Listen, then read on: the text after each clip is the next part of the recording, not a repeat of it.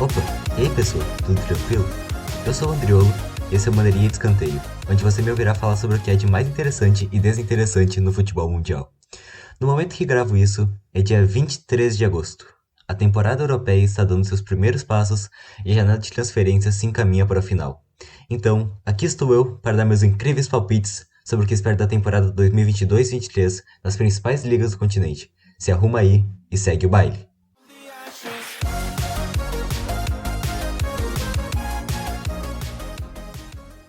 E bom, vamos começar aqui pela Terra da Rainha, e a grande Premier League, a liga que mais movimenta dinheiro no mundo.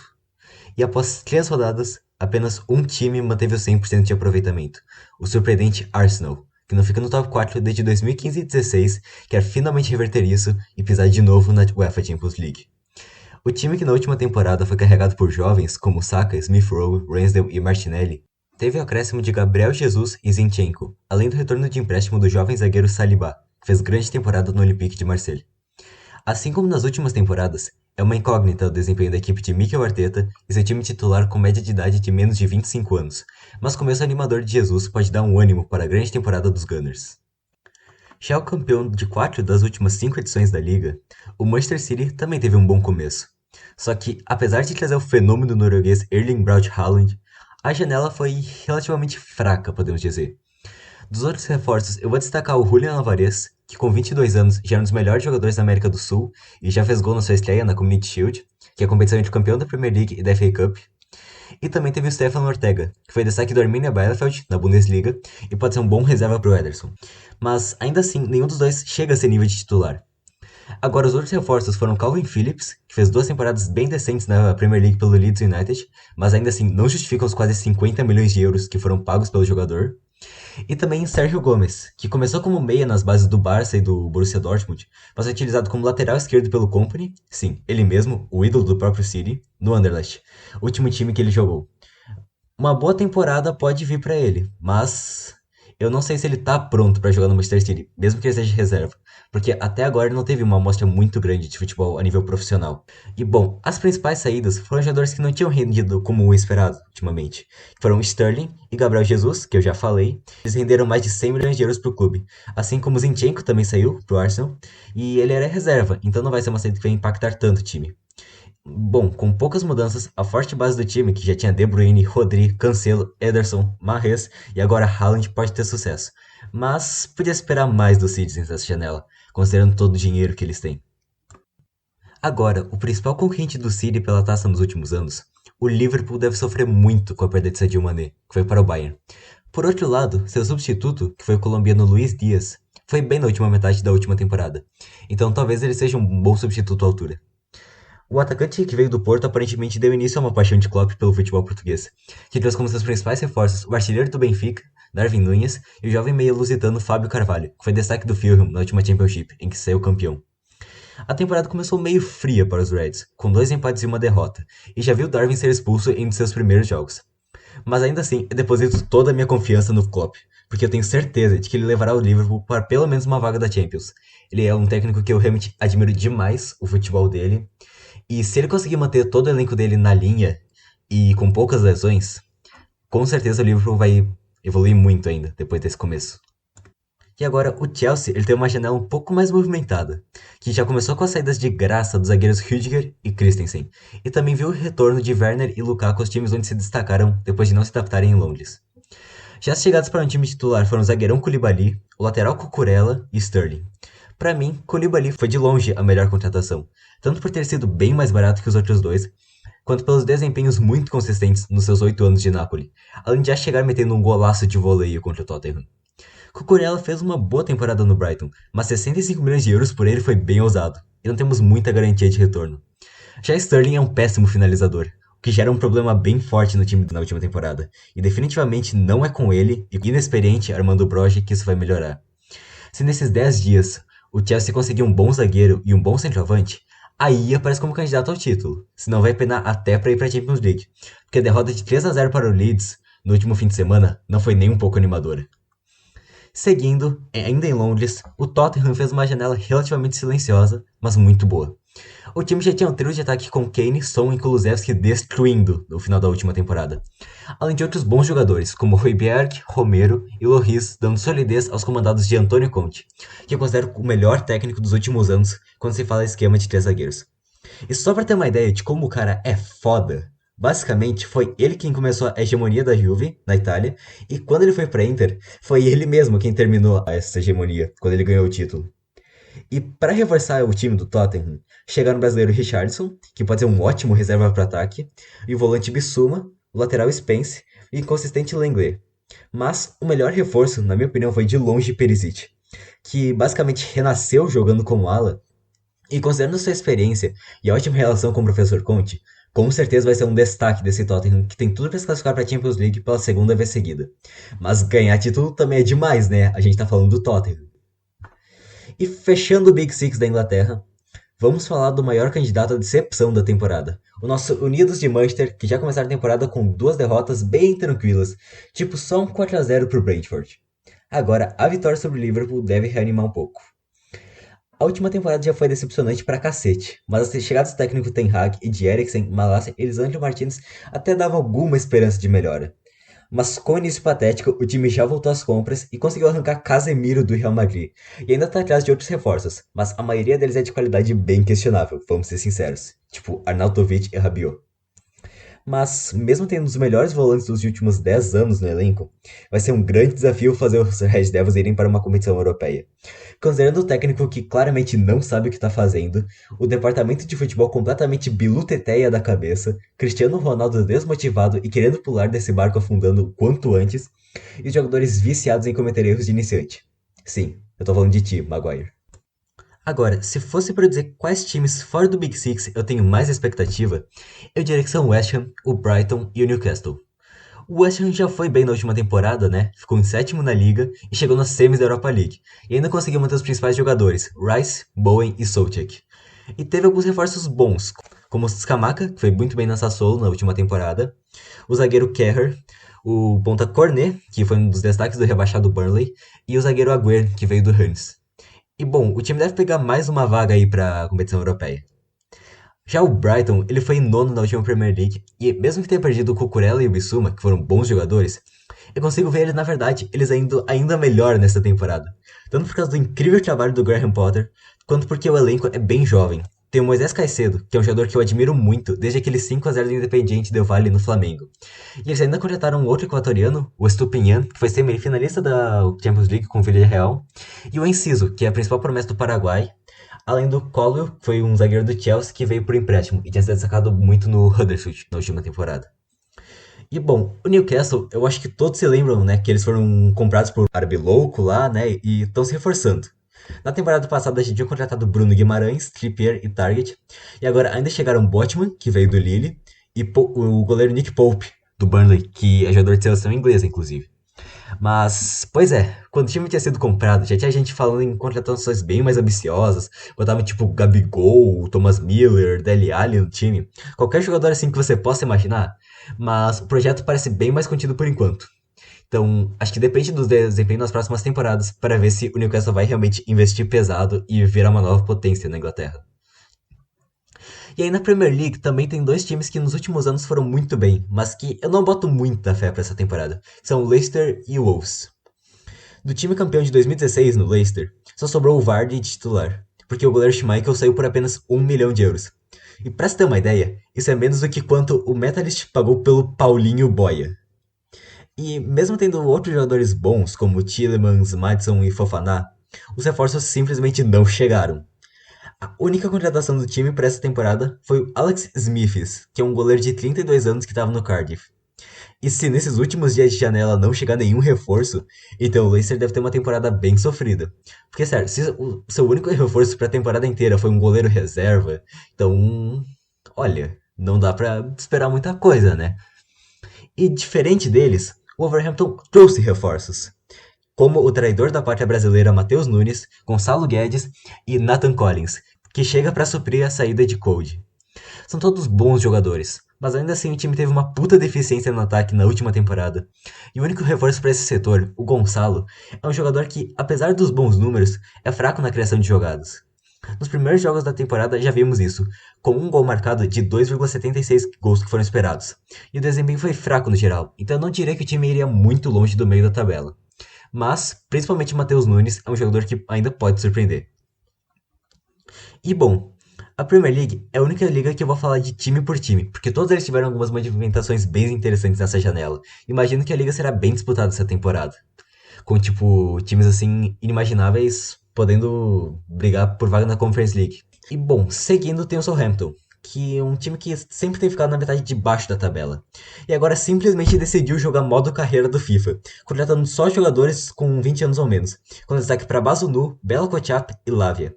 São todos muito talentosos, mas a falta de experiência pode pesar, e o time corre até risco de rebaixamento, se faltar a presença dos mais experientes. Porque a Premier League não é uma liga para amadores, e na vida real, nem sempre um punhado de jovens vai dar conta do recado. Agora o Aston Villa, time do nosso brazuca Felipe Coutinho, conseguiu garantir a permanência do brasileiro e ainda trouxe alguns reforços bem interessantes, como outro brasileiro, o Diego Carlos, só que ele já rompeu o tendão de Aquiles e só vai voltar no ano que vem, e também o Francis Boubacar Camará. E junto aos outros homens do time, como Cash, Konsa, McGinn, Douglas Luiz e Emiliano Martinez, o Villa tem um bom time no papel. Só que fica por responsabilidade de Steven Gerrard fazer esse potencial entrar em campo e dar ao time uma posição melhor do que o 14º lugar da temporada passada. E agora, um time que passa por processo de renovação é o Crystal Palace, que se livrou de jogadores mais experientes, como o Kouyaté e Benteke, que nem titulares estavam sendo com frequência, e trouxe o volante do Courret, do Lens, e o zagueiro Chris Richards, do Bayern. E junto com os outros jovens do elenco, como Eberechi Eze, Mark Guerri, Tyrone Mitchell, Michael Olise e Jean-Paul Mateta, além do experiente Zaha, o Palace pode chamar a atenção nessa temporada. Além do United, outro candidato à decepção é o Everton, que na última temporada flertou com o rebaixamento e na atual ainda não venceu nenhum jogo. Apesar dos bons reforços, como Onaná, Cody, Tarkovsky e McNeil, a saída de Richarlison deve impactar muito o time, principalmente ofensivamente. As lesões, a péssima direção e os desempenhos pouco convincentes do Lampard como técnico podem até colocar o time com perigo de rebaixamento, se não tiver alguma mudança bem drástica no comando do time.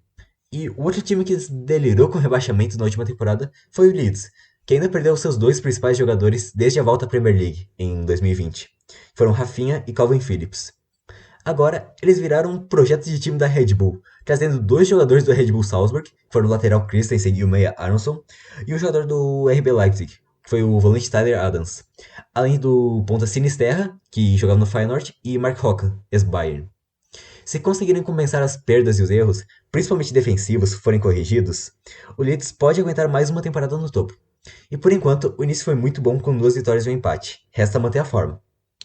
E agora, um dos times que teve começo de temporada mais surpreendente foi o Brentford, que como eu já disse antes, meteu 4-0 no United.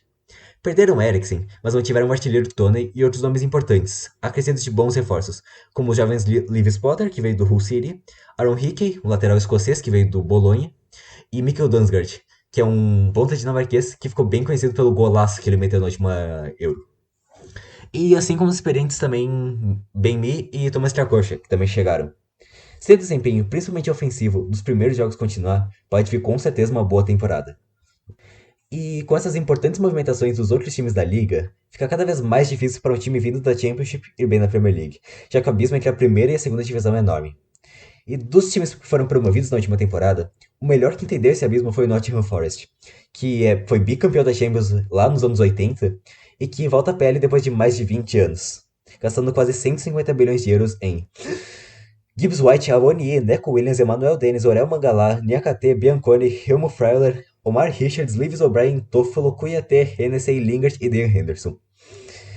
Porém, mesmo com essa caralhada de jogadores, alguns deles inclusive com experiência de Premier League e até Champions League, vai ser difícil encaixar todo esse time formado praticamente do zero em um clube que nunca conheceu a PL do jeito que é hoje. A vitória contra o West Ham foi animadora, mas acho capaz até do rebaixamento chegar para eles, ou pelo menos passar perto. Mas que tem potencial, isso com certeza o time tem. E agora, outro caso foi o Fulham, que vive no sobe e desce, e nas suas duas últimas passagens pela Premier League, repetiu a estratégia do Forest de trazer um caminhão de reforços, e foi rebaixado nas duas vezes. Agora se dedicaram a reforços um pouco mais pontuais, que foram os zagueiros Duffy e Diop, o goleiro Leno, o ponta Solomon, o meia Andreas Pereira, que realmente começou muito bem a temporada, mesmo com aquele erro que ele teve na final da Libertadores pelo Flamengo. E também o lateral Mbabu. E também aposto na base do time que, na Championship, já mostrou ter nível de Premier League. Com destaque para o atacante sérvio Mitrovic. Teve 50 participações diretas para gol na segunda onda inglesa. Vocês têm noção do quanto é isso? E por último, para ser bem sincero, menos importante, temos o Bournemouth, que apesar de ganhar do Aston Villa na primeira rodada, tem uma janela de transferências estranha. Sendo que seus reforços foram o goleiro Neto, sim, ele ainda existe, ele não morreu no banco do Barça. Também o zagueiro argentino Senesi, que foi destaque do Feyenoord, o lateral Ryan Fredericks e o meia Marcos Tavernier. E nenhum deles, tirando o Senesi, empolga muito a torcida. O elenco que já era bem mediano vai ter dificuldade em não acabar na lanterna da competição. E só para fechar a passagem pela Inglaterra, os meus principais candidatos a subir na Championship, a segunda divisão, são o Burnley, que se reforçou bem e conseguiu uma boa grana vendendo jogadores, o Hull City, que tem um dono turco agora, o Sheffield United, que ainda tem um dos melhores elencos da competição, e o Norwich City, que sempre entra na competição como favorito, e precisa cumprir o seu revezamento com o Firro na PL, já que sempre um ano um dos times sobe e o outro desce. Mas enfim, chega de Premier League, vamos falar um pouco de La Liga, ou seja, de Real Madrid e Barcelona. Bom, primeiro, os merengues, eles acabaram de sofrer um choque com a saída de Casemiro, né? E assim desfez o tripé com Modric e Kroos, que já era o trio de meio campo do time faz vários anos. Ainda assim, o substituto já tinha chegado no começo da janela, o Tchouaméni, que custou só 80 milhões de euros. Vai ser um desafio para um jogador de 22 anos substituir um volante com 5 títulos de Champions League. Mas ele teve um começo ok, só não sei se o suficiente para suprir essa saída. E a única outra chegada foi o Rüdiger, de graça, que vai dar mais opções pra zaga, que já tinha Éder Militão e Alaba. Bom, tá muito longe de ser o Real Madrid Galáctico, né? Mas a base do time é bem forte, e a liga deve voltar pro Bernabéu com facilidade, se a gente for considerar os adversários.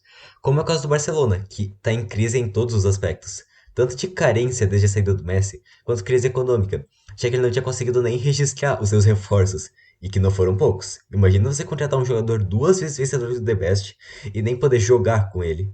Além de outros nomes como Koundé, Christensen, Kessie e Rafinha, que com certeza agregariam muito. Pelo menos, no momento que gravo isso, todos já puderam ser registrados, menos Koundé, que aguarda a saída de algum jogador para não passar do teto salarial da liga. Mas sim, o time correu o risco de perder seus reforços, marmelada digna dos piores dirigentes brasileiros. Em campo, atuações pouco convincentes e muita pressão em cima dos jovens Pedri e Gavi, que precisam só cumprir as bizarras expectativas dos torcedores culés de que vão ser a reencarnação de Xavi e Iniesta. No meio desse caos que tá o Barça, se espera no máximo brigar pelo título contra o Real, ao invés de já entregar no primeiro turno. Mas vai ser difícil. E fechando o top 3 da Espanha, espero uma temporada, acho que posso dizer, bizarra do Atlético de Madrid. As contratações foram Nahuel Molina, da Udinese, que tem jogado muito bem na seleção, e Witzel, constado no Borussia Dortmund. O Suárez vai embora, mas volta o Morata. E ainda assim, a pré-temporada os primeiros resultados foram bem positivos. Oblak parece ter voltado ao seu nível de sempre, e Morata ainda não perdeu gols feitos. Mas nós conhecemos o Morata, nós sabemos que ele sempre pode perder algum gol bizarro. E provavelmente será uma temporada de classificação para Champions, mas nada muito expressivo, como tem sido de costume. E essa vaga que tinha sido segura pode escorregar nos erros individuais. O Simeone terá que ficar atento essa temporada para não deixar escapar. Agora o Sevilla, o rei da Europa League e que tem se consolidado como quarta força da Espanha, é famoso por contratar jogadores até então desconhecidos e de algum jeito transformar eles em craques. Então, por isso, para substituir a dupla de zaga Koundé e Diego Carlos, chegaram Marcão, do Galatasaray, que mesmo sendo brasileiro, acho que muitos de vocês por aqui nunca ouviram nem falar dele, e o Nianzou, do Bayern. Também chegaram o Isco, de graça, que quer reviver a sua melhor fase, e o Alex Telles, por empréstimo. Esses dois são um pouco mais conhecidos. A temporada do time vai ficar nas mãos, ou nos pés, dos dois zagueiros, já que um deles nunca jogou numa grande liga e o outro é muito jovem, por isso tem muita chance de decepcionarem. Agora, o Villarreal, ele foi semifinalista da última Champions League, mas ainda assim na liga ele foi meio mediano, ficou só em sétimo lugar. Mesmo assim, manteve a base do time, que já tinha ótimos jogadores como Gerard Moreno e Dani Parejo, mas perdeu o Aurier, o Estupinhan, o Mário Gaspar e o Boulaye Dia. mas contratou dois jogadores experientes, que foram o Pepe Reina, que vai ser o goleiro reserva, e o José Luis Morales, que foi craque do Levante, que foi rebaixado, mas já começou muito bem. E o começo da temporada foi bem animador. A única bandeira vermelha mesmo é que o time é bem velho. Mas ainda assim deve brigar com o Sevilla pela Real Sociedade pela última vaga da Champions League. Já que as três primeiras, né, estão praticamente garantidas para Real, Barça e Atlético. Falando na Real Sociedade, eles conseguiram manter suas principais estrelas. São o Yarzabal, o goleiro Alex Remiro e o meia Mikel Merino. Mas ainda assim perdeu alguns jogadores relativamente importantes, como o Januzaj, Portu e Nacho Monreal, que se aposentou. Para melhorar o ataque, que foi a parte mais fraca do time na última temporada, chegou o Brais Mendes, do Celta de Vigo, e o jovem Ali Cho, que veio do Angers, da França, e o Takefusa Kubo, o japonês que estava no Real Madrid até uns anos atrás. Mas ainda assim, a aposta está na solidez defensiva, além da criatividade do Oyarzabal e do experiente Davi Silva. Sim, aquele mesmo lá que jogou no Manchester City por vários anos. Agora, o Betis, que ficou em quinto lugar na última temporada, apostou em dois Luizes como contratações. O zagueiro Luiz Felipe, que veio da Lazio, e o ponta Luiz Henrique, que era promessa do Fluminense. As principais perdas foram na defesa, com o Bartra e Bellerin deixando o clube. E o time também foi vítima do fair play financeiro, assim como o Barcelona, e por isso não conseguiram inscrever os seus jogadores mais experientes. Foram o goleiro chileno Cláudio Bravo, o volante mexicano Andrés Guardado e o meia espanhol Joaquim. O começo foi animador, teve duas vitórias e a classificação para Europa League ou Conference League parecia até bem possível, principalmente se contar com a estrela de Fekir. Já o Atlético Bilbao, com seu time formado completamente por jogadores bascos, sempre pode acabar aparecendo, mas no mercado de transferências nós sabemos que eles nunca vão aparecer muito, já que o seu foco, né, está só em contratar jogadores bascos, então grandes contratações não são muito fortes do clube, então ainda vão manter a mesma base dos outros anos. O destaque vai para o meia Muniain, pro goleiro Nai Simon, pro atacante Naki Williams e pro zagueiro Inigo Martinez. Todos eles já estão no time faz uns bons anos e tiveram boas atuações. Então, se eles continuarem no Bilbao, vai ser lucro. E agora, um time que eu acho que vai ter uma temporada bem decepcionante é o Valência. Ele perdeu nomes importantes, principalmente o Gonçalo Guedes, mas também perdeu o Brian Gil, Alderete e Silesen. Os reforços foram o brasileiro Samuel Lino, o meia Nico Gonzalez, do Barça, os dois vieram por empréstimo, e o contestado Samu Castilheiro, que estava no Milan. As expectativas não são muito altas, mas se forem superadas, devem ser pelas mãos de algum dos jovens, seja o goleiro georgiano Mamardashvili, o meia americano Musa ou o volante espanhol Guillermo. Mas um time que eu acho que se reforçou bem foi o Celta de Vigo, ele mesmo, treinado por Eduardo Cudê, que desembolsou uma boa grana no promissor Swedberg, que veio do futebol sueco. Mas os principais destaques da janela foram chegadas do goleiro Marquesim, do meia Oscar Rodrigues, os zagueiros Unai Duinhas e Mingueza, o ponta Carlos Pérez, o meia De La Torre e o atacante Gonçalo Paciência. E contando com a figura de liderança do Iago Aspas, que é um ídolo no clube, é um time que pode ficar na primeira metade da tabela, se o Tchatcho Kudê fizer um bom uso das peças que tem à disposição. E, por fim, os três times que subiram na Espanha fizeram algumas boas movimentações no mercado essa temporada, e tem algumas chances de ganharem mais um ano na elite. Por exemplo, o Almeria eles dedicou a trazer promessas como Kaique dos Santos e Milovanovic, do Partizan da Sérvia, além do experiente goleiro Pacheco e do brasileiro Léo Batistão. O time já deu dificuldade ao Real Madrid na primeira rodada, e se os principais jogadores na campanha do acesso, que foram o atacante nigeriano Marsadik e o meia argentino Lucas Robertoni, se eles mantiverem a forma, pode ser uma ótima temporada para o time. Agora, o Valladolid, que é o time de Ronaldo Fenômeno como o dono, apostou mais em alguns jogadores que já estavam consolidados na La Liga, como o goleiro Asenjo, o lateral Escudeiro e o volante Malsa. Com os reforços que vieram para a defesa, mais o trio de ataque formado por Vidia, Plata e Weissman, o Valladolid pode até virar uma figura carimbada na La Liga, jogando mais algumas temporadas na primeira divisão. E, por fim, o Girona, que é parte do Grupo City, conseguiu os empréstimos de Renier, Tati Castellanos, Ian Couto e Angel Herrera, e contratou o promissor lateral Miguel Gutierrez, que estava no Real Madrid. Dos três times que subiram, eu acho que o Girona é a maior incógnita, porque tem um elenco jovem e pouco comprovado. Mas o ídolo uruguaio Stuani pode dar uma maior segurança pro time, marcando seus gols sempre importantes. E vamos agora para o futebol alemão, terra da Bundesliga, que, mesmo com o domínio do Bayern, terá uma luta muito interessante pelas 17 outras posições. Porque, né, o primeiro lugar a gente já sabe. Nem precisamos falar que o Bayern é favorito. Porque mesmo que eles tenham perdido o Lewandowski, eles trouxeram o Sadio Mané, que é uma contratação bem à altura, e mesmo que estejam jogando sem centroavante, o técnico Julian Nagelsmann conseguiu adaptar bem o elenco para jogar nessa formação nova. E também vieram alguns outros reforços importantes, que foram o goleiro Delite, o volante Gravenberg e o lateral Mazraoui, que eles podem agregar bastante o time, só não posso garantir que eles vão ser titulares absolutos desde o início. E nos primeiros 3 jogos, foram 15 gols marcados e só um sofrido. Bem o padrão Bayern de Munique. Então deve ser mais uma temporada fácil, que, sei lá, o time pode ser campeão com muitos pontos de vantagem. Porque é o Bayern, ele é simplesmente uma máquina lá na Alemanha. E assim como o Bayern perdeu o Leva, o Borussia Dortmund perdeu o Haaland. Mas conseguiram trazer o Haller, que fez 11 gols na última Champions League. Então ele realmente pode ser bem artilheiro essa temporada. Mas ele teve câncer no testículo e por isso vai ficar de fora por um tempo meio indeterminado. Então, para substituir o Haller, que substituía o Haaland, trouxeram o experiente Modeste, que estava no Com, e ele é um jogador que costuma marcar bastante gols pelo time. Mas mesmo assim, agora tá sendo bem odiado pela torcida, já que ele simplesmente deixou o time do nada para jogar alguns meses no Borussia. Mas acho que o principal reforço do Borussia, na minha opinião, foi o zagueirão Schlotterbeck, porque ele estava lá no Freiburg, jogando muito bem, foi muito bem na última temporada, que também foi uma temporada boa pro time, coletivamente. E agora ele já chegou, já fez toda a diferença na zaga do Borussia. Outras contratações boas foram o Nicolas Süle, o volante Oscan e o promissor atacante ADM, que veio do Red Bull Salzburg.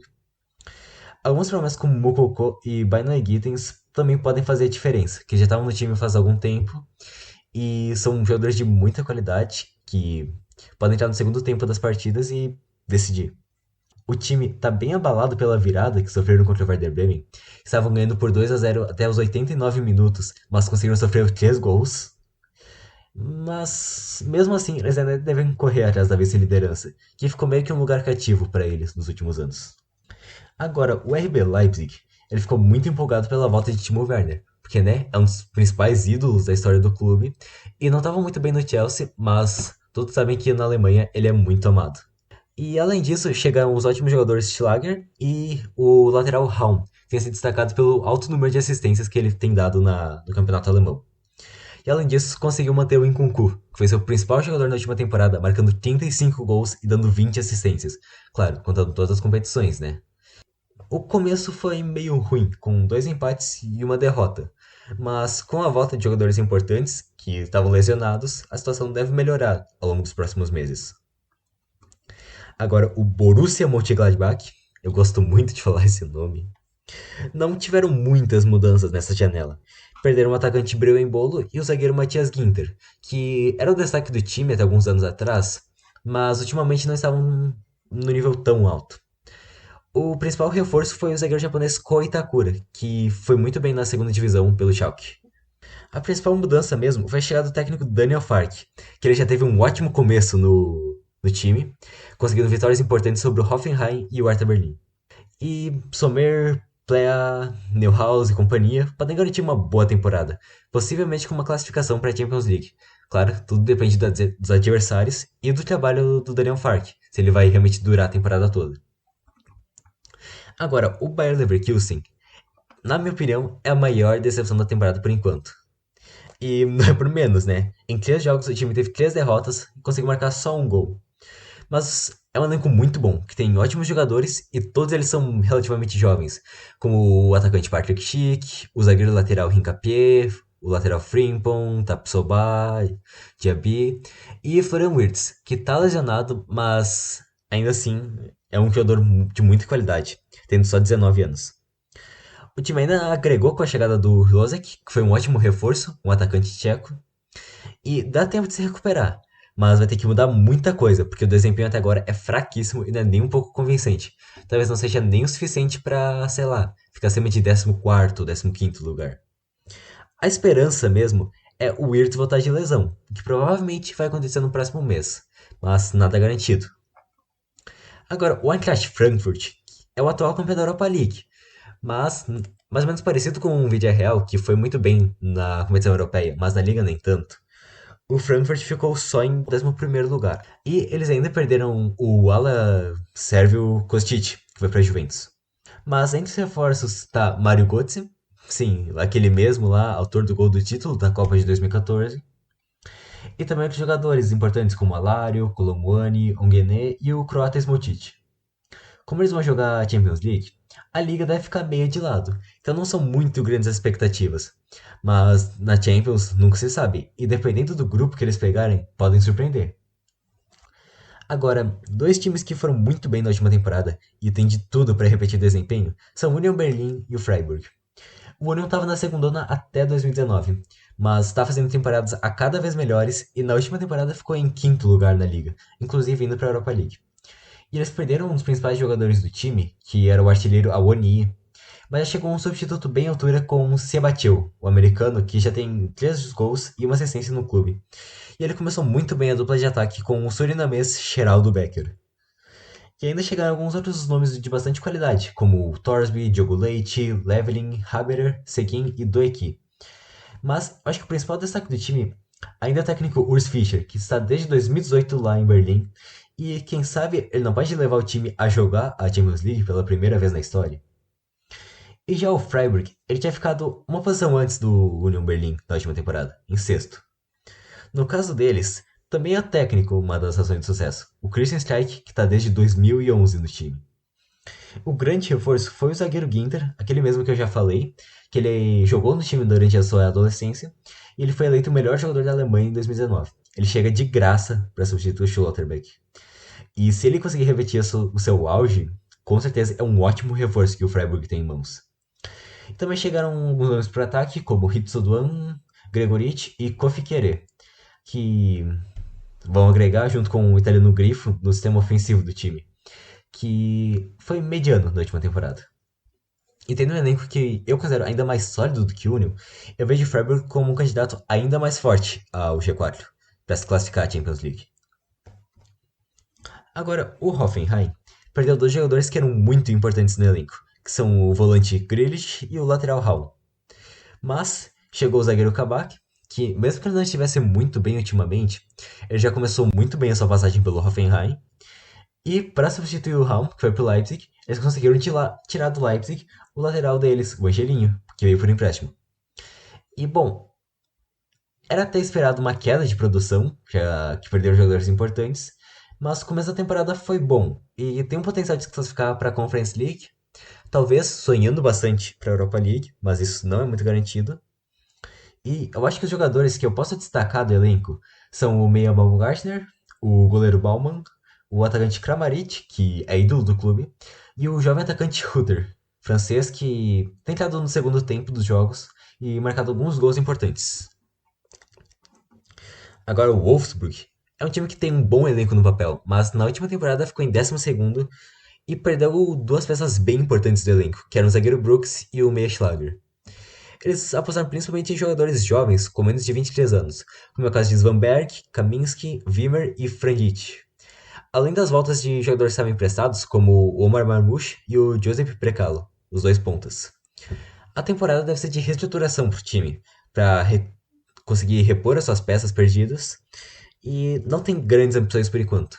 Mas, quem sabe, se esses jovens que chegaram surpreenderem durante a temporada, não podemos ver o Wolfsburg de volta no topo da tabela. O topo, no caso, a primeira metade, porque o topo é do Bayern. E um time que eu achava que ia decepcionar é o Mainz. Mas eles têm começado bem a temporada. Eles perderam dois zagueiros bem importantes, que são o Niakate e Zandjust, e o meia Betius. Mas ainda assim se contrataram, trazendo Kor, Kati, Fugini, Dani da Costa e Light. E eles talvez repitam o desempenho da última temporada e ficarem em oitavo lugar, já que começaram bem também essa temporada. Agora, um time que quase foi rebaixado na última temporada foi o Hertha Berlim, que só conseguiu salvar nos playoffs contra o terceiro da segunda Bundesliga, que é o Hamburgo. Mas dessa vez, eu não sei se eles vão escapar. Porque a diretoria parece muito desesperada, contratando um monte de jogador não provado, sei lá, nomes completamente aleatórios. E nos primeiros jogos o time não conseguiu mostrar praticamente nada de positivo. Foi humilhado pelo Union Berlin. E sei lá, realmente acho que só um milagre vai salvar o Hertha do rebaixamento esse ano. Porque se depender da diretoria, não vai dar certo. Já estão seguindo bem certinho aquela cartilha lá de rebaixamento. E os dois times que vieram da segunda Bundesliga, que foram o Schalke e o Werder, que são justamente os dois times que foram rebaixados na última temporada, eu não tenho muito o que falar deles. O Schalke trouxe alguns jogadores interessantes, mas nada muito espetacular. Com o goleiro Scholl, ex-Hertha Berlin, e o Mollet, que era um meia que jogava no Montpellier. Agora, o Werder, ele teve alguns resultados interessantes, como aquela virada sobre o Borussia Dortmund, que eu já falei, mas o elenco ainda é meio fraco. Salva-se principalmente a dupla de ataque formada por Dux e Füllkrug, que foi essencial para o time subir na segunda onda. Agora, uma liga que não foi palco de grandes transferências essa temporada foi a Série A italiana. Eu não tenho muitas expectativas para a liga em geral essa temporada, porque nenhum dos times montou um elenco que seja realmente digno de aplausos, ou sequer se compare com o Milan dos anos 2000, a Inter de 2010 ou a Juve da década passada. Mas começando pelos atuais campeões, o Milan, eles terão que lidar com a saída de Kessié e de Romagnoli, os dois de graça. Os reforços foram os belgas Origi, que é eterno banco do Liverpool, e basicamente fez a sua carreira inteira pelo gol que ele marcou na final da Champions em 2019. E também o Deketelaere, que é uma promessa do Bruges que chegou jogando bem, pode surpreender até. E para os dois jogadores que saíram, as reposições já estavam no elenco. O Romagnoli vai ser substituído pelo francês Kalulu, que foi muito bem na segunda metade da última temporada. E o QC vai ser substituído pelo argelino Benacer, que também estava jogando bastante no time titular. Os dois têm jogado bem, tanto na temporada passada quanto essa temporada. Então, as saídas não devem ser um grande problema. Vai ser um dos times na briga pelo título, mas eu não sei dizer se vai ser o favorito. E agora, do outro lado de Milão, a Inter se livrou de alguns jogadores um pouco mais velhos, como os dois chilenos, né, o Alexis Sanchez e o Vidal, que foi pro Flamengo, além do Vetino, do Kolarov e do Perisic. Agora, o principal reforço foi a volta do Lukaku, que veio por empréstimo e vai recriar a dupla do Lula, que fez sucesso em 2020 e 2021. Também chegaram de graça o Mkhitaryan, que vai ser um bom reforço, já que é um jogador muito bom na bola parada e muito técnico em geral, bastante consistente também. E o goleirão Ananá, que eu acho ele meio questionável, sabe? Porque ele tava jogando muito bem no Ajax, mas depois ele foi suspenso por causa de doping, e desde que ele voltou, ele não jogou praticamente nada. Tipo, virou reserva no Ajax e tudo. Então, eu não sei se foi uma boa contratação por parte da Inter. Mas, como ele foi de graça, não dá pra reclamar muito. E hoje, eu até vejo a Inter tá acima do Milan na briga pelo título. Mas é uma diferença pequena, assim. E vai ficar nas mãos do trio de zaga, do De Vries, do Skriniar e do Bastoni, e do Lula, para garantir o sucesso. Agora, ao contrário dos dois times de Milão, a Juve se empolgou um pouquinho mais no mercado.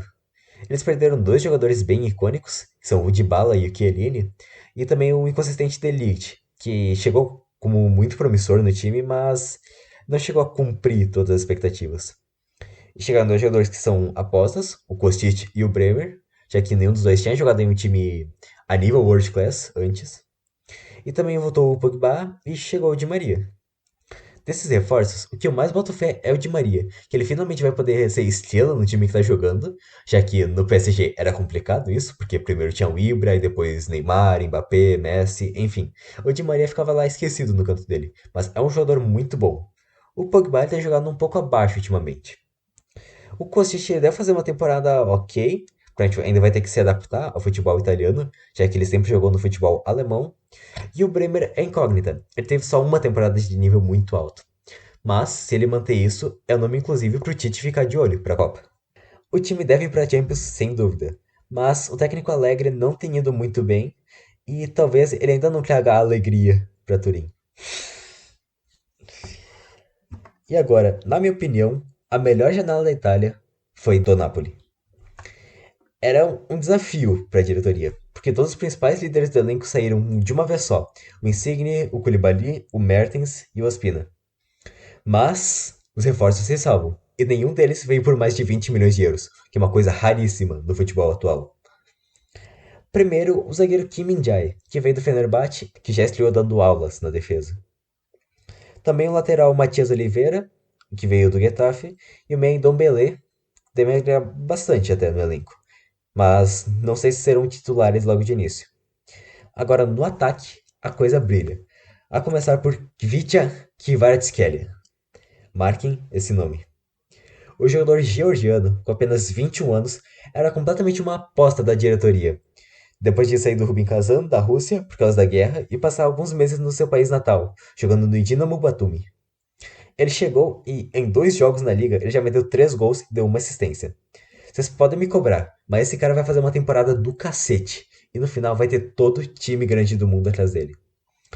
Também chegaram por empréstimos bons Giovanni Simeone, que fez 17 gols na última temporada, e o Giacomo Raspadori, que fez 10 gols e deu 6 assistências.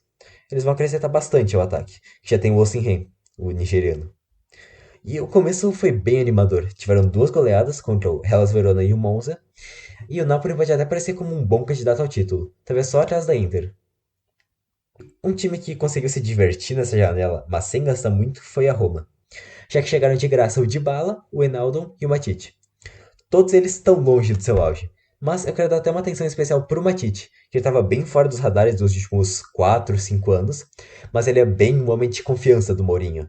Essa relação de confiança dos dois pode fazer muito bem pro Matite, e ele pode realmente recuperar a melhor fase dele. O Dybala, eu ainda boto mais fé nele do que no Wijnaldum, mas também não espero nada muito especial ou surpreendente deles. A Roma deve pegar uma vaga na Europa League, porque o Mourinho é viciado em competição europeia. Mas eu acho que ir pra Champions é bem difícil, se considerar os 4 times que eu citei antes. E agora seus rivais fascistas, a Lazio, eles perderam o Lucas Leiva e o Pepe Reina, que são os dois mais experientes, assim como o Luiz Felipe e o Stracocha. Chegaram alguns reforços mais apostas mesmo, que foram o Luiz Maximiano, Casali, o brasileiro Marcos Antônio, Provedel, Fetino e Romagnoli. Todos eles jogadores bem razoáveis. Eu acho que o melhorzinho deles é o Romagnoli, mas o Marcos Antônio tem bastante potencial também para surpreender. Não espero uma grande temporada assim de nenhum deles, nem da Lazio em si. Eles ainda podem perder o Milinkovic-Savic e dependerá principalmente de Immobile, o time ir bem. Mas, em geral, eu não vi muita evolução em relação ao time da temporada passada. E agora, Atalanta, que é um time que encantou a Itália nos últimos anos, e eu pessoalmente virei muito fã deles. Agora ele está começando a se desmontar aquele time, perdendo o volante Froller e possivelmente o meio atacante Malinovski. Mas a saída do Froller não deve pesar tanto, porque eles contrataram o brasileiro Ederson, que estava no Brasileirão até o ano passado, mas fez um grande primeiro semestre na Salernitana, e ele pode ser um nome que até o Tite deve ficar de olho, se já não está.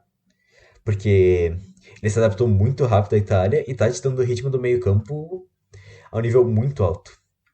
E bom, o resto do time que tem Zapata, Tolói, Derrum e principalmente o Luiz Muriel, que na minha opinião é um dos jogadores mais subestimados do mundo. E bom, essa base assim permanece, deve fazer uma boa temporada, bem melhor do que o último lugar que o time ficou na última temporada. Agora, a Fiorentina foi um time que se destacou na última temporada por causa do Vlahovic. Eles tentaram substituir usando o Arthur Cabral e agora chegou o Jovic, que já fez gol. Também chegaram o Goleni, o Mandrágora e o Todô. São todos reforços bem decentes. O time se classificou para a Conference League na última temporada. E se o Jovic repetir os desempenhos do compatriota dele, que saiu para a Juventus, podem até chegar lá de novo. Agora, a Torino, eles perderam seu principal jogador, que era o Bremer, além de alguns nomes importantes que estavam emprestados para o time. Mas se reforçaram bem, trouxeram Schurz, Miranchuk, Radonjic, Vlasic e Lázaro. O curioso é que todos esses são nomes que ou estavam meio em baixa, assim, tipo, não estavam na melhor fase, ou eles não tinham muito tempo de jogo, e agora eles querem recuperar a carreira. Se tudo der certo, e os primeiros desempenhos são bem promissores para isso, a maioria deles deve sim recuperar, e o Torino deve fazer uma temporada bem sólida. Agora, a Sassuolo é um time que chamou a atenção pelo ataque incrível, e a defesa nem tanto assim. É que nem aquele meme lá, né, que o cara começa a desenhar o cavalo assim, tipo, super bonito, e termina que nem um desenho de uma criança de 5 anos. Esse ataque é a defesa da Sassuolo.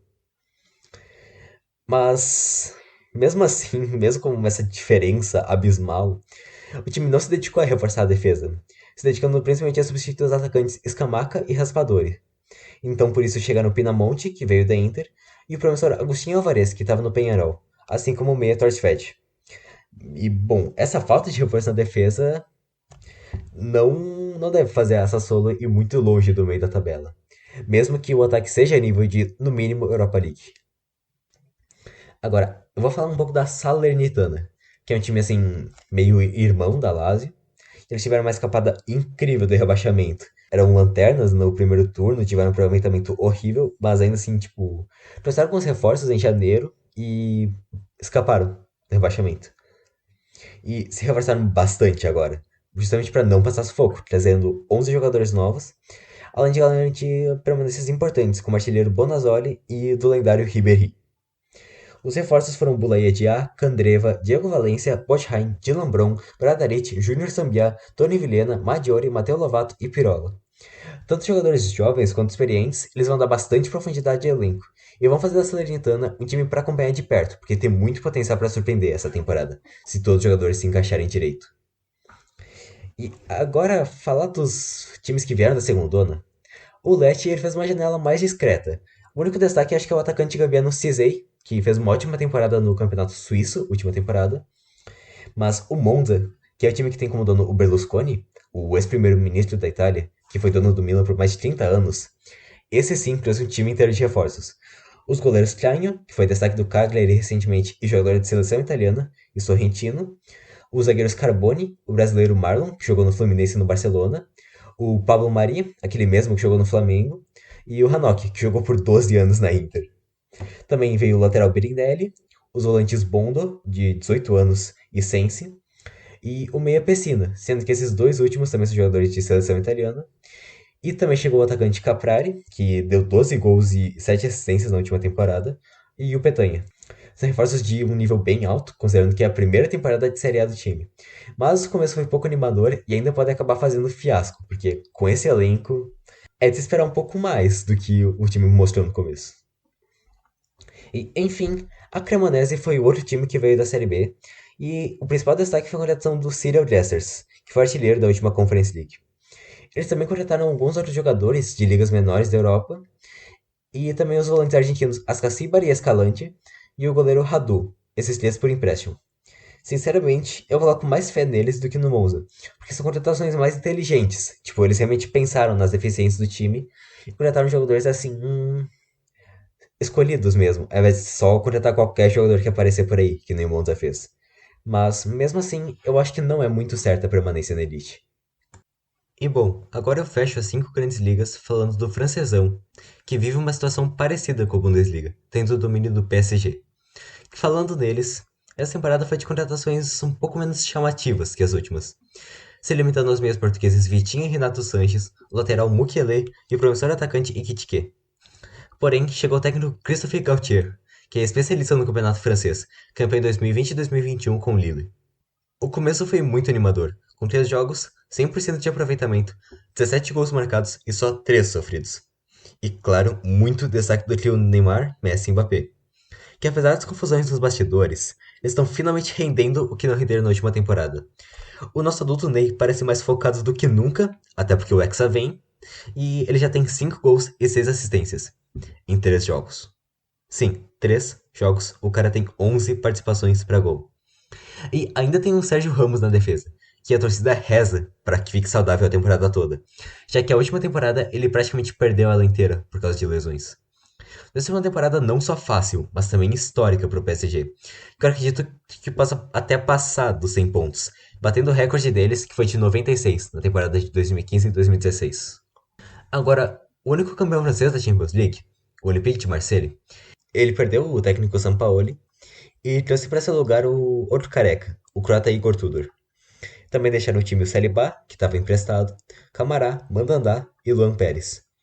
Porém, chegaram bastante reforços também, com destaque pelo lateral Klaus, que deu 11 assistências na última temporada. Mas também bons nomes como Veretout, Mbemba, Alexis Sanchez, Gigot, Nuno Tavares, Issa Caboré e até Luis Soares, mas o fake, colombiano, não o Uruguai.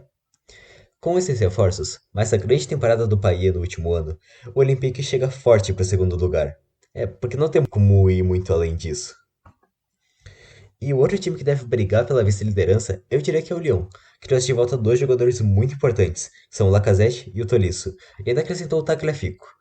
O Lacazette, inclusive, voltou com dois gols em dois jogos. Mas eu também vou destacar o TT, que é cria do Grêmio e nunca chegou nem a estrear como profissional no time. E veio do Shakhtar, de graça, por causa da guerra da Ucrânia, e ele tem tido um ótimo desempenho, na verdade. E a expectativa é uma temporada bem melhor do que a última, porque eles ficaram no amargo oitavo lugar, e agora devem provavelmente ir para uma competição europeia, provavelmente a Champions League até. E se o Lyon tem tendência para melhorar em relação à última temporada, eu acho que o Mônaco deve piorar um pouco, porque eles perderam o Tchouaméni, que era o principal jogador. O substituto será Mohamed Camara, que veio do Red Bull Salzburg, onde ele dominava o meio-campo, mas ainda assim é um nível inferior ao jogador que saiu. E também chegam para ataque o Minamino e o Embolo, o zagueiro Malangsar, são três jogadores que devem fazer uma temporada regular. Mas o começo da temporada foi desastroso, perdendo de 4-1 para o Lens em casa e tendo dois expulsos em três jogos. Então parece que ainda vem uma longa temporada pela frente para os monegascos. E agora, um dos times que mais destacou nos últimos anos pelo uso de jovens, o Rennes perdeu o seu líder da defesa, que era o zagueiro marroquino Agüer. E para o seu lugar chegou Arthur Theate, do Bolonha, além do ótimo jovem Calimoendo, que agrega muito ao ataque, que fez 82 gols no último campeonato. Se Theate cobrir bem a ausência de Agüero e o ataque, comandado por Terrier e Laborde, mantiver o ritmo, vai ter mais uma ótima temporada no Rennes. Agora, o Lille, que foi campeão em 2020 e 2021, não parece muito dispostos a manter um nível depois de ficarem em décimo na última temporada. E agora perderam muitos nomes importantes, com destaque para Botman, Renato Sanches, Amadou Ananá e Selic. Os reforços, Bayo, do Clermont, que é um atacante ok, o lateral Ismaili, aquele mesmo que foi convocado pelo Tite uma vez em 2018 e nunca mais apareceu, e o Meia Cabela, que a sua maior conquista na carreira foi ser craque do FIFA 15. Na vida real, mais ou menos, vai. E deve ser uma temporada de muita dificuldade vindo pro time. Agora, o Nice, que foi um outro time que se destacou pelo ótimo ataque, eles conseguiram manter a dupla Guiri e Delort, mas perderam o goleiro Benítez. Mas isso não parece um problema, porque pro seu lugar chegou nada mais nada menos que Kasper Schmeichel, além do também experiente Aaron Ramsey, aquele mesmo lá da maldição. E, bom, o time também aposta em promessas como Haris Elia, romeno, o francês Alexis Beca e o italiano Mattia Vitti. O problema mesmo foi a saída do técnico Gautier, e o substituto, Lucien Favre, ainda nem conseguiu fazer o time vencer. Então a temporada do time do Nice pode acabar tanto com uma classificação para a competição continental, quanto rebaixamento, agora que vão ser 4 rebaixados no campeonato, e mais times ficam ameaçados. E bom, um time que eu acho que deve surpreender é o Lens, que já ficou em sétimo nas últimas duas temporadas. E parecia ser improvável agora um bom desempenho, já que eles perderam jogadores muito importantes, principalmente o lateral Klaus, o atacante Kalimoendo e o volante do Curé. Mas o começo de temporada é bem promissor, porque já teve citada goleada no Mônaco e o time conseguiu 7 pontos de 9 possíveis. Os principais reforços foram os atacantes Buxa e Openda, o goleiro Sambá e o meia acabou. Nomes com tudo para darem certo e garantir ao Lens, se não mais um sétimo lugar, uma posição até melhor, dando continuidade ao ótimo trabalho de Frank Heise, técnico que está no time desde 2020. E, bom, mesmo que o Ajaccio e o Auxerre também tenham sido promovidos, eu acho que o único time que veio da Ligue 2 que merece uma menção mesmo aqui é o tradicional Toulouse. A janela deles não foi muito movimentada, tendo como principais reforços o atacante holandês da Linga, que fez 32 gols na segunda holandesa, e o jovem lateral sueco Zandem. Mas mesmo assim, o time começou muito bem a temporada, invicto, com uma vitória e dois empates, e com destaque para o meia branco Van de Boomen, que foi o melhor jogador da Ligue 2, e ao final da temporada deve estar na mira de alguns times maiores. Enfim, agora que eu terminei de falar das 5 grandes ligas, posso falar de campeonatos de verdade. Então, no Gibraltar. Calma. Não, eu não vou falar do futebol gibraltino. Mas, se por algum acaso você se interessa, eu acho que o Lincoln Red Imps deve ficar com a taça de novo. Mas o Brunos Magpies pode surpreender também. Tá, falando sério agora. O campeonato português não tem um campeão que não seja o Benfica, o Porto ou o Sporting desde 2000. E eu não acho que isso vai mudar muito cedo. Mas desses três, eu coloco muito mais confiança no Benfica. Porque eles perderam o atacante Darwin Núñez e alguns outros jogadores importantes, como o Everton Cebolinha e o Pizzi, mas ao mesmo tempo foi de longe o time que melhor se reforçou. O principal foi David Neres, mas também chegou o argentino Enzo Fernandes, que começou muito bem, o zagueiro João Victor, que estava no Corinthians, o lateral Bá e o atacante Musa. O atacante Gonçalo Ramos, da base, também começou muito bem a temporada, com 5 gols e 4 assistências em 6 jogos, e deve se destacar, fazendo os torcedores talvez nem sentirem falta de dar. E pra mim, o time que tem o ótimo técnico alemão Roger Schmidt deve ser campeão com facilidade. Agora, o atual campeão, o Porto, perderam dois jogadores bem jovens e promissores, que são o Vitinha e o Fábio Vieira. E os seus reforços foram razoáveis. O Gabriel Veron, que veio do Palmeiras, e o zagueiro David Carmo. Além do meia André Franco, que tinha se destacado no Estoril, mas chega para ser reserva mesmo. Mas mesmo assim, o começo foi bem bom até, com uma goleada de 3-0 em cima do Sporting. E tem que dar destaque para os jogadores que já estavam no time, que são o goleiro Diogo Costa, de 22 anos, e o ataque que tem PP, Otávio, Taremi e Evanilson. Se manter essa fase dos primeiros jogos, o Porto pode até brigar pelo título com o Benfica, mas eu ainda acho que vai para Lisboa o título. E fechando o trio de ferro de Portugal, o Sporting deve ser dos três o time que mais vai decepcionar, porque eles perderam os dois pilares do meio-campo, Palhinha e Matheus Nunes, além do Sarabia, que foi a principal peça ofensiva na última temporada, artilheiro do time. Os reforços foram Rochinha, Francisco Trincão, Jeremias Santjusti e o japonês Morita. Esse último o único reforço para Meiuca, e bem inferior aos dois que deixaram. E o começo ruim, com 4 pontos de 9, não parece que vai trazer uma boa temporada para o jovem técnico Rubem Amorim, que teve umas boas temporadas recentes e vai ter um longo trabalho pela frente esse ano, principalmente para suprir essas ausências no meio. E, bom, fora o Trio de Ferro, geralmente a gente fala no Braga como o principal time de Portugal. Mas essa temporada eu até boto alguma confiança no Portimonense, que teve um bom começo, com vitórias importantes, e trouxe o atacante brasileiro Iago Caju, que já fez 2 gols em 3 jogos.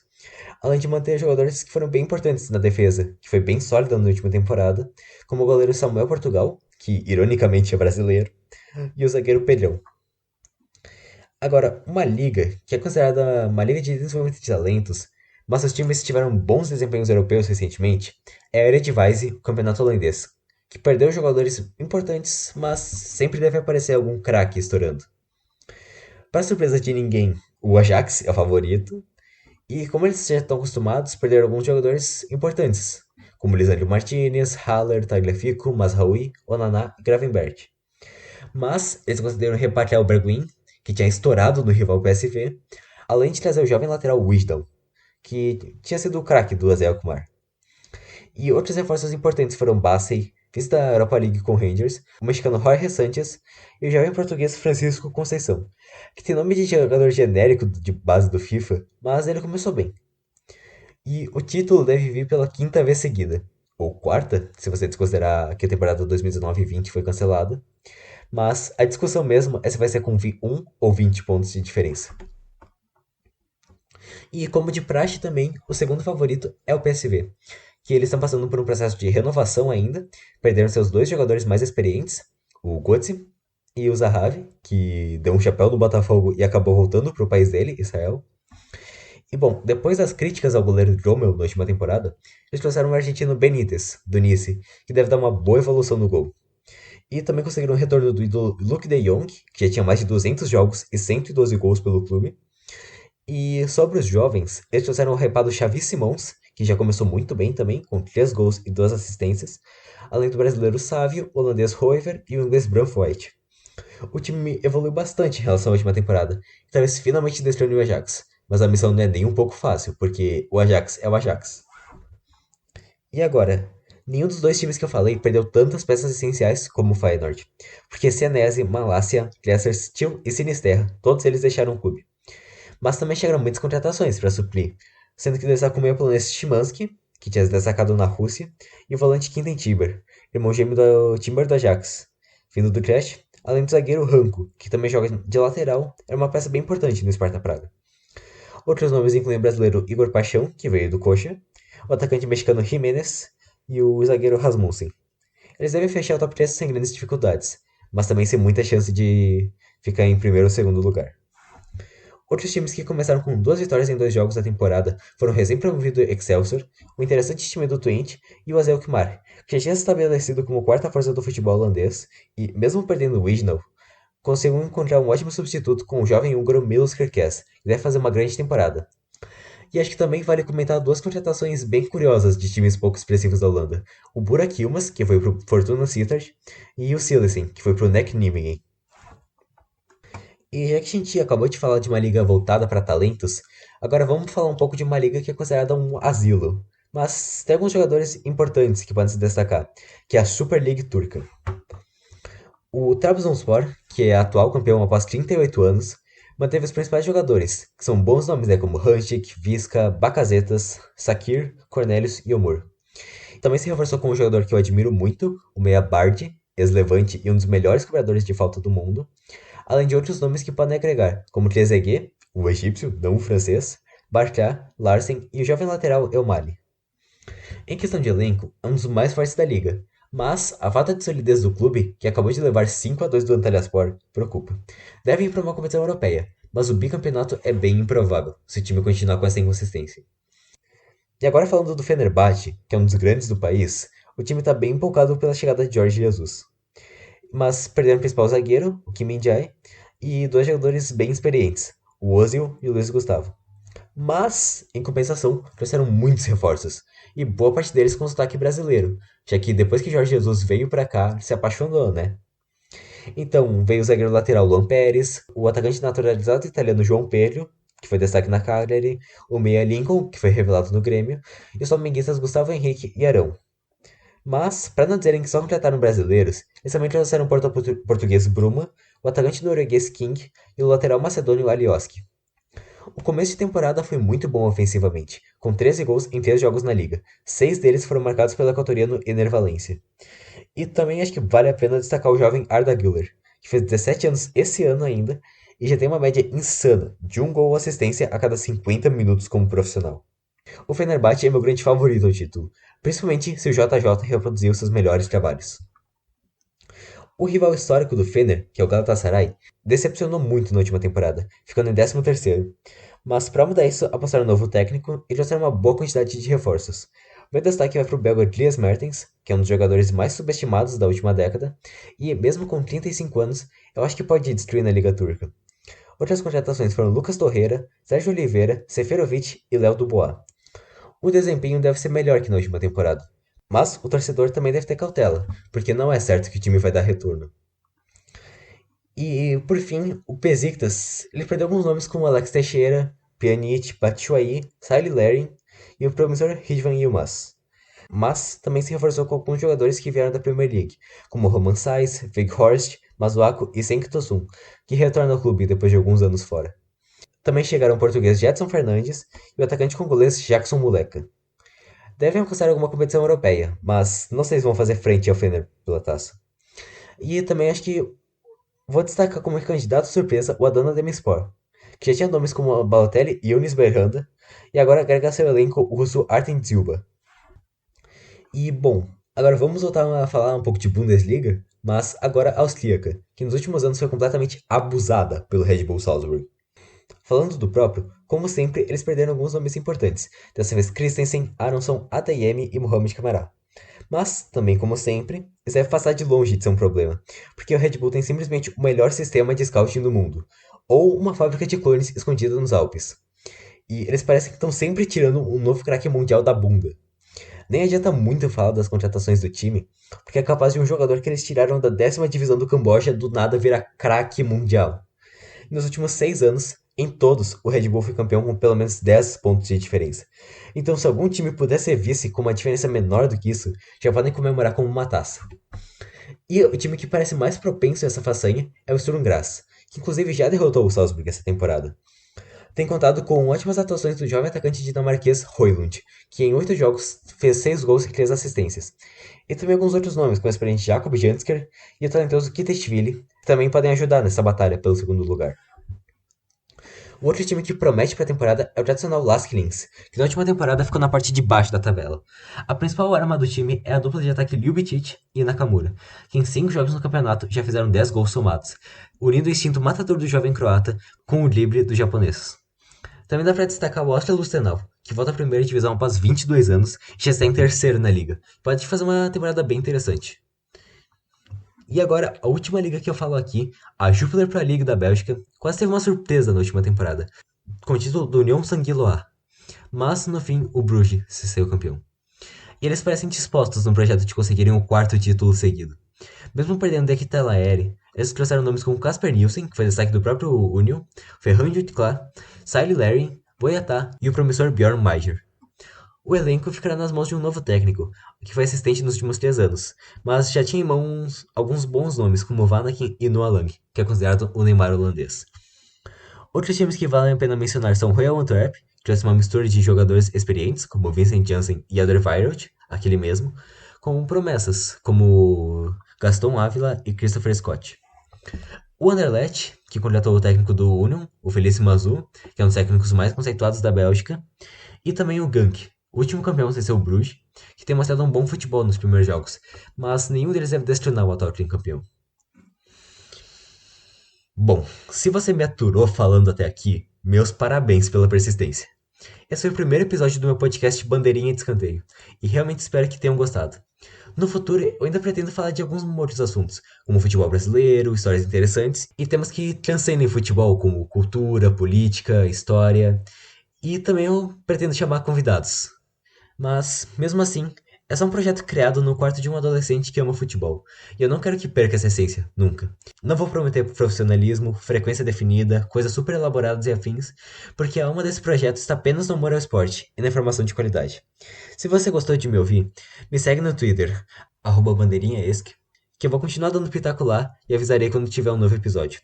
Agora eu vou finalmente calar a boca, um abraço a todos e até a próxima, se tiver.